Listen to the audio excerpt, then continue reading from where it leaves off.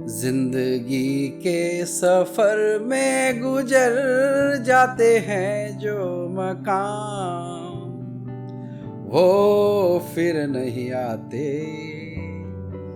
वो फिर नहीं आते। इतना अच्छा गाना है कि मन में उसको देखकर कई भाव उमड़ते थे। जिंदगी में हमें अनेकों प्रकार के लोग मिलते हैं। उसमें ऐसे भी होते हैं जो सकारात्मक दृष्टि रखते हैं, आपको ऊर्जा से भर देंगे, आपको प्रेरणा से भर देंगे।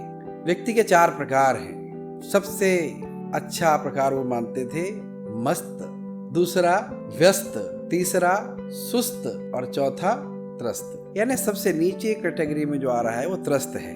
त्रस्त का मतलब जो अपने जीवन से, अपने काम से, सभी प्रकार की वातावरण से हमेशा कुछ न कुछ परेशान रहता है, ऐसी श्रेणी चौथी कैटेगरी है वो त्रस्त है। लेकिन उससे ज्यादा अच्छी कैटेगरी है सुस्त। सुस्त का मतलब है जो हर काम को आज करे सो काल कर। बताया गया था कुछ, कर दिया उल्टा। कबीर जी ने बोला काल करे सो आज कर, आज करे सो अब, पल में प्रलय होएगी बहुरी करेगा कब। लेकिन ये सुस्त वाले लोग वो उसका उल्टा लेकर चलते हैं। आज करे सो काल कर, कामों को लटकाते जाना, लटकाते जाना। ऐसी प्रकार की प्रवृत्ति के लोग सुस्त कहलाते हैं। दूसरी उनको कहते हैं व्यस्त। व्यस्त का मतलब इतना व्यस्त है कि अपने काम में उनको दाएं बाएं क्या हो रहा है उसकी कोई खबर नहीं, लेकिन अपने काम में जुनून के साथ लगे हुए हैं। और कई बार उनका जुनून इतना ज्यादा होता है कि चलते चलते उनका पैर में पैर फंस जाए और कब नीचे गिर जाएंगे उसका भी उनको आभास नहीं है, लेकिन पहले से ज्यादा बेटर। और तीसरी कैटेगरी के बाद जो सबसे अच्छी कैटेगरी मानी गई वो है मस्त। मस्त का मतलब जो काम भी कर रहे हैं और अपने काम को मस्ती के साथ कर रहे हैं, लोगों का इन्वॉल्वमेंट कर रहे हैं, लोगों के साथ चल रहे हैं, समाज, देश, दुनिया में क्या हो रहा है उसका भी उनको ज्ञान है। और कहते भी हैं भगवान कृष्ण का जीवन हम सबके लिए है, हम सभी के लिए आदर्श है।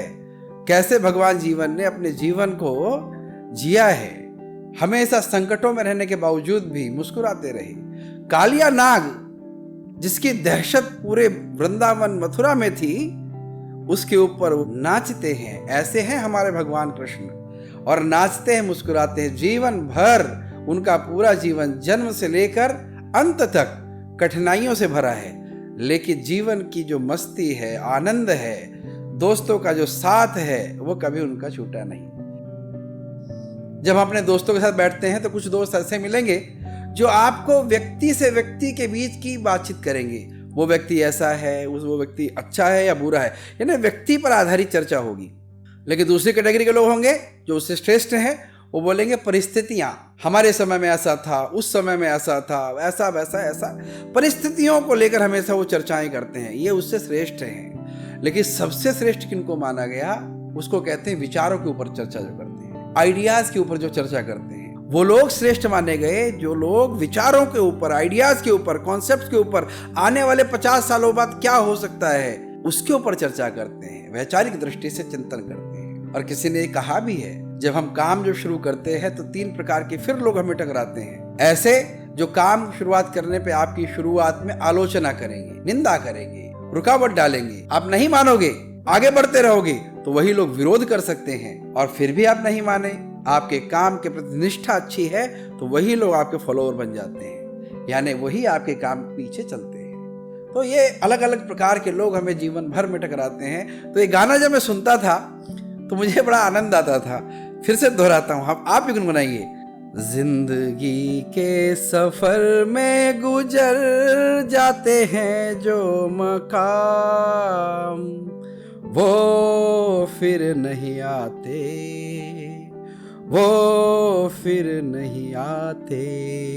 फूल खिलते हैं, लोग मिलते हैं, फूल खिलते हैं, लोग मिलते हैं, मगर पतझड़ में जो फूल मुरझा जाते हैं, वो बहारों के आने से खिलते नहीं।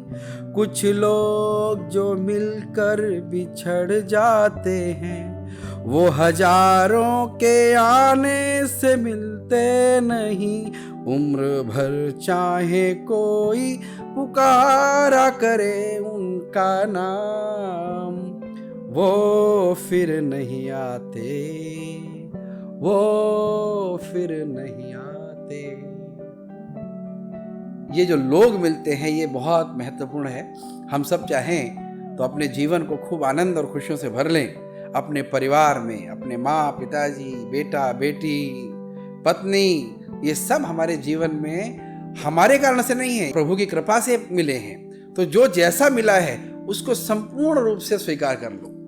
कभी भी कोई पूरा नहीं हुआ आज तक। कोई ऐसा व्यक्ति पूरा मिला है जो कह सकते हैं हाँ ये 100% पूरा है?